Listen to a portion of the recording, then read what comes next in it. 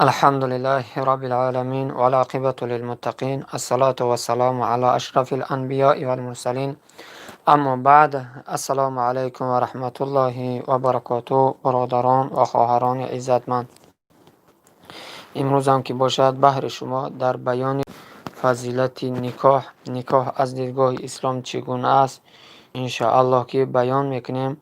هر برادر هر خواهر انشاءالله این ازدواج یعنی نکاح، طریقه نکاح کردن و آداب اسلامی طریقه کردن و سمع شما میرسونم و فضیلت نکاح. اولا و سمع شما میرسونم که امروز اکثریت جوان ها توجه به این ندارن.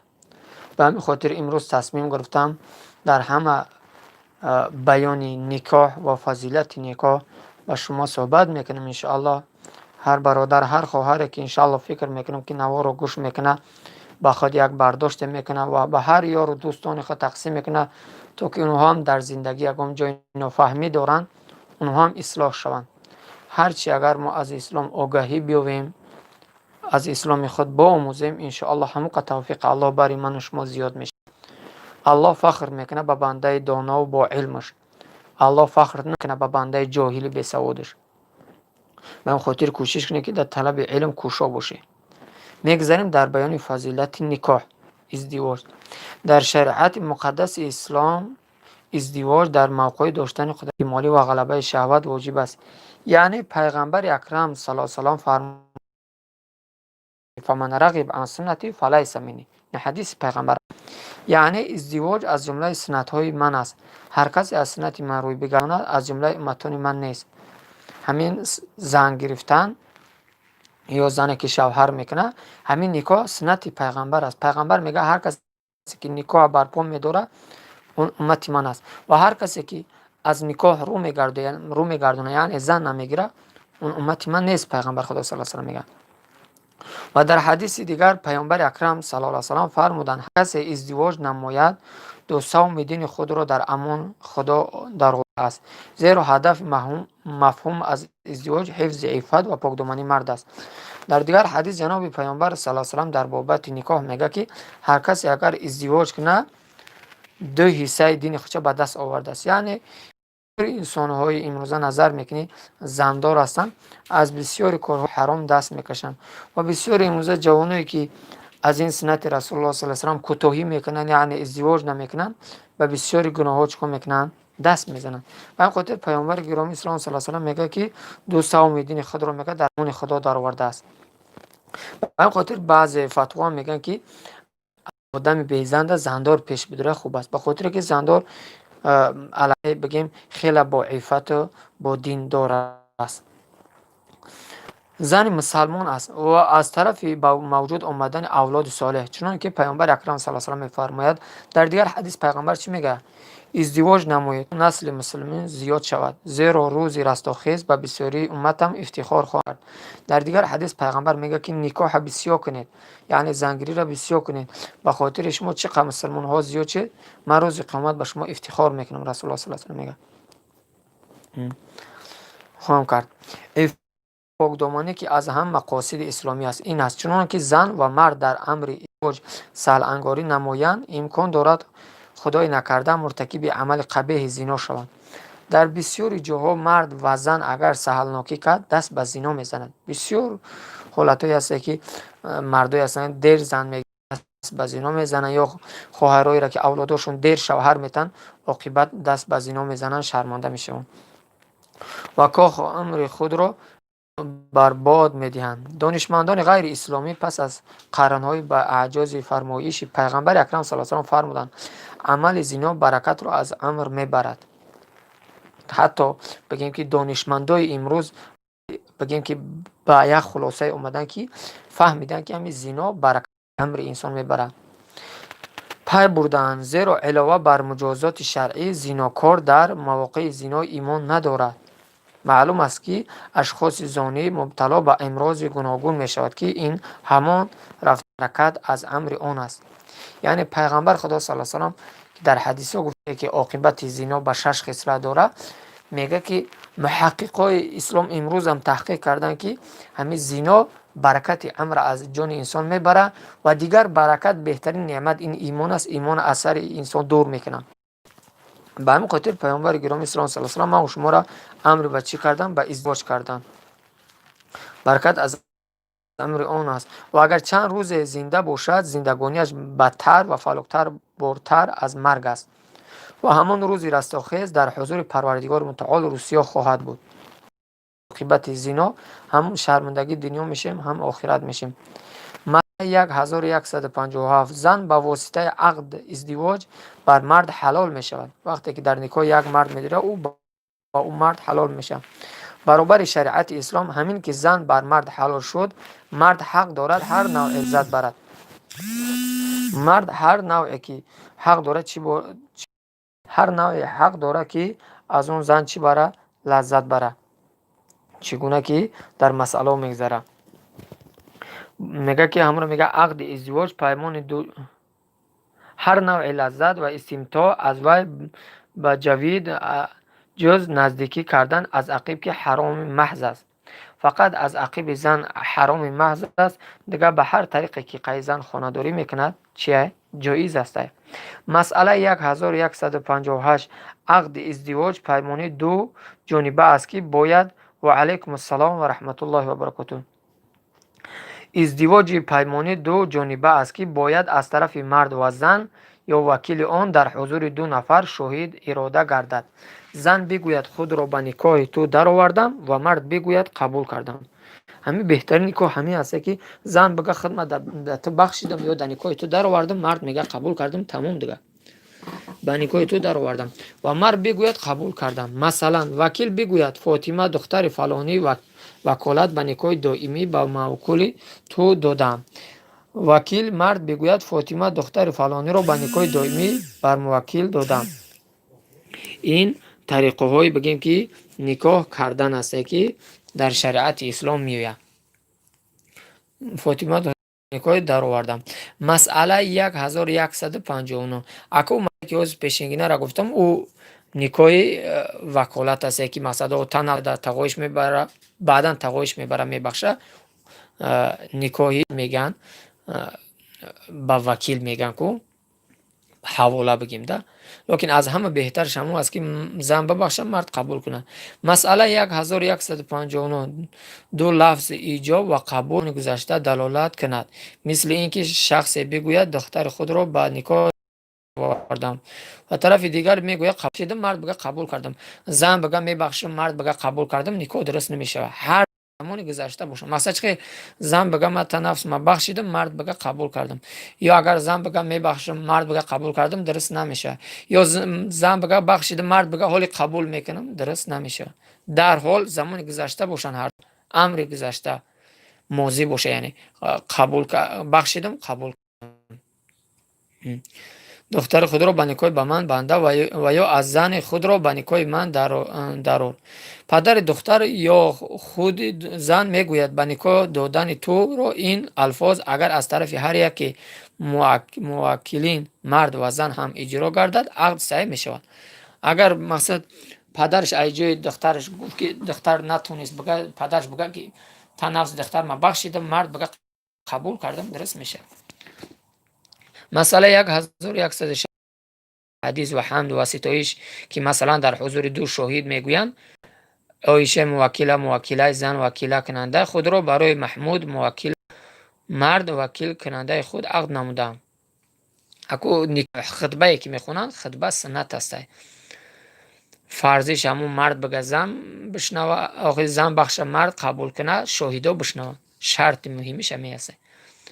مسئله 1116 اگر زن اجازه داد که او را برای خودش عقد کند، اگر زن به مرد اجازه او را به خودش عقد کند، مرد میتواند در حضور دو شاهد زن را برای خود وکالت عقد نماید.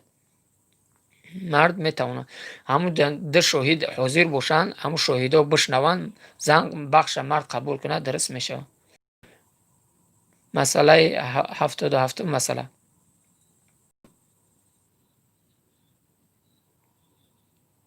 او هم ملا شهید میشود. بله هم ملا شهید میشه، شرط ملا نیست، همون شرط همون شهیدان، همون ملا شهید میشه یا شهیدی دیگه باشه هم ملا شهید میشه. شرط در نیکو ملا نیست، همون ملا شهید میشه یا شهید دیگه باشه ده شهید میشه. میتونم، بله میتونم، همون ملا خود شهید میشه. و مسئله 77، اگر شخص چند دختر دارد باید در موقعی که یکی از آنها را عقد میکند اسم وی حتما گفته شود. یک مرد 4-5 دختر داره، همون دخترش که به نکاح میداره همون شب بگیره نومی همون دختر، مقصد یا دختر داره فاطمه، زینب، دیچه دیگر همون دخترش که به نکاح میداره نومی همون شب بگیره، مقصد این فاطمه را تا نفسه به هم بچه بخشیدم. مسئله 1164، اگر شخص به دیگر گفت دختر خود مریم را به من به نکاح بده و او گفت دادم، نکاح بسته شده، خواهد طرف بگوید قبول کردم یا نگوید. و بگه که دختر تا به من بده، مرد بگه که دادم، پدرش بگه که دادم، مرد بگه که قبول کردم، درشه. اگر زن در مجلس عقد حاضر در موقع عقد به طرف او اشاره شد که این شخص را به نکاح تو دادیم و طرف گوید قبول کردم، نکاح جایز است اگرچه اسمش را نبرد. همون زنک استگی بود، همون دختر استگی بود، اشارهش کن به دستش که این مرد در نکاح تو در آوردیم، زن بگه بخشیدم، مرد بگه قبول کردم، چی میشه؟ درست میشه. اگرچه نوش نگیره، مثلا نوش نگیره، بگه تن اسم دهمی تن اسم بخشیدم، مرد بگه قبول کردم، درست میشه. اگر زن در مجلس حاضر نبود، نام خود زن و پدر زن و اگر پدرش مشهور نبود، نام جد وی باید گفته شود تا حاضرین مجلس بدانند که کدام زن عقد می شود. یعنی نام دختر در همون نکاح گرفته شود یا پدرش یا پدر بزرگش، که تا که هم شهدا بدونن که کدام زن در نکاح او می‌دارند. مسئله 1167، نکاح باید در حضور دو مرد یا یک مرد و دو زن عاقل بالغ آزاد که به گوش خود گفته طرفین را بشنوند انجام گیرد. همون شاهدا دو مرد باشه، اگر یک مرد باشه جای یک مرد دیگه دو زن میشه، اگر مرد نباشه 4 زن باید باشه. لکن دو مرد باشه، چی باشن؟ بالغ باشن، کودک نباشن، آزاد باشن، با کار نباشن، هرچو شنوا باشن. اگر کار باشن درست نمیشه، هرچو بشنوان باید. مسئله 1160، اگر در خلوت کسی بگوید که دختر خود را رقیه را به تو دادم و طرف هم بگوید قبول کردم، یا در حضور چند زن و یا چند حضور یک مرد، این عکس صحیح نیست. لکن هم تا پیش خودشو هم تا مرد دخترش بخشید او بچه قبول کرد، شاهدان نیستن، درست نمیشه. یا بگیم که در پیش یک زن همین گپ گفت، پدرش بخشید او بچه قبول کرد، او زنو بگم ما شاهد دیم یک زن بود یا دو زن بود، درست نمیشه. یا یک مرد بود، دو مرد شرط ایدنی کو. مسئله 1160، اگر دو شاهد کافر یا صغیر باشند یا یک مرد مسلمان و دو زن صغیر باشند، نکاح جایز نیست. دیدی؟ اگر دو شاهد کافر، همون شاهدا کافر باشند یا صغیره باشند، یا که یک مرد مسلمان و دو زن صغیر باشد،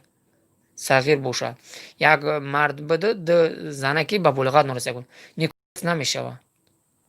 اگر اوجا یک کافر یا مسلمان میشید با مسئله دیگه بود. لکن هر دو شاهدا کافر باشن، همون دو مرد، یا بگیم که یک مرد بده دختره که میدهک بود به بلوغت نرسیده بود، یا که بگیم که یک زن بود یا دو زن بود، نکاح درست نمیشه. مسئله 1170، اگر دختر و پسر بالغ با تعیین هر نکاح خود را منعقد نمودن و بعد در حضور دو شاهد گفت که ما یکدیگر را نکاح کرده ایم، این گفته نکاح مجددن، زیرا چون قبلا شاهد در میان نبود، نکاح صحیح نبود و انجام نشده است. یک بگیم که دو انسان بگیم که عقد نکاح کردن، بچه بخشید، آقای دختر بخشید، بچه قبول کرد، مهر معین کردن، بعدا پیش شاهده اومدن گفتن که ما زن شو هستیم، میگم جا نکاحش درست نمیشه. در کدام حالت؟ در حالی که زن بگه مرد قبول کنه، شاهده در پیش باشن. وقتی که زن بخشید مرد قبول کرد در حالی که شاهده نبودن، نکاح درست نمیشه، به خاطر که بدن شاهده شرط است، باید که در جای بگن که شاهده باشن باید. این بود مسئله از بگیم که نکاح. اکنون میگذاریم الفاظی که نکاح با آن منعقد می شود، سخنهایی که نکاح با اون چی می شود؟ درست می شود.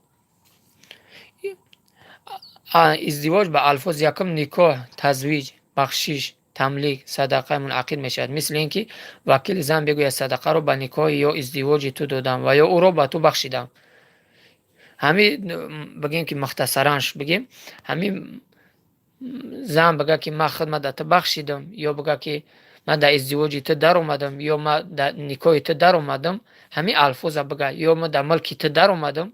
همین طریقی بگه مرد به هر طریقی که زن بگه مرد قبول کنه درست میشه.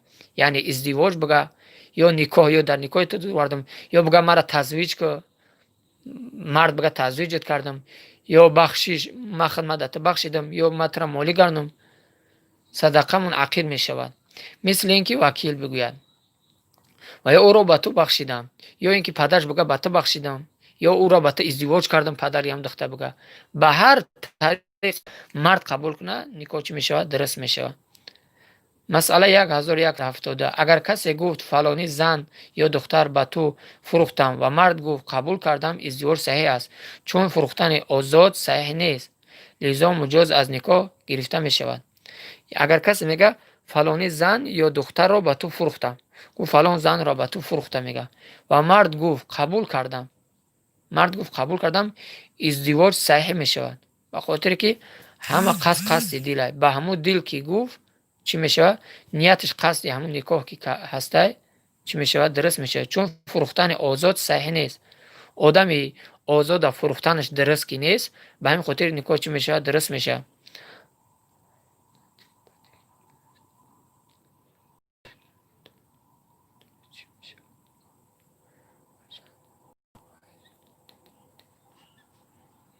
نفهمیدم، انا از گفت نفهمیدم. هر کسی که یک زن پدرش یا دختر پدرش به یک جوان گفت که من دختر ما تو فروختم، اون مرد بگه قبول کردم، نکاح درست میشه. به خاطر او یکم نیت شو نکاح است. دیم که آدم آزاد فروختن میشه. نکاح الفاظی نکاح.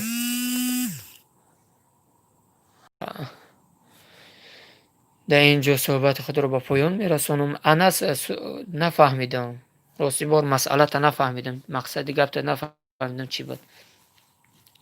انشالله در اینجا صحبت با انجام میرسونم. هر برادر هر خواهر که انشالله که گوش میکنه بخاطر یک برداشتی میکنه، انشالله فکر میکنم مختصرم گپ زدگی باشیم کم که باشه، انشالله در کاری است. به هر برادر هر خواهر که انشالله با او یک مسئله مهمی که ای زندگی در کار امروز جوانا رفته زن میگیرن یا خواهرایی که شوهر میکنن، از این مسئله آگاهی باید باشن.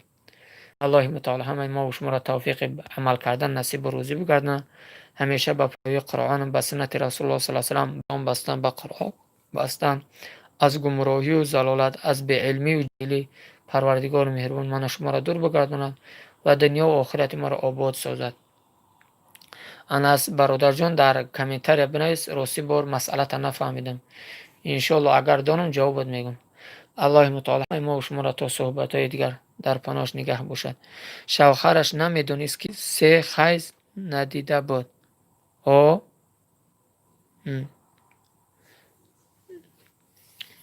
مقصد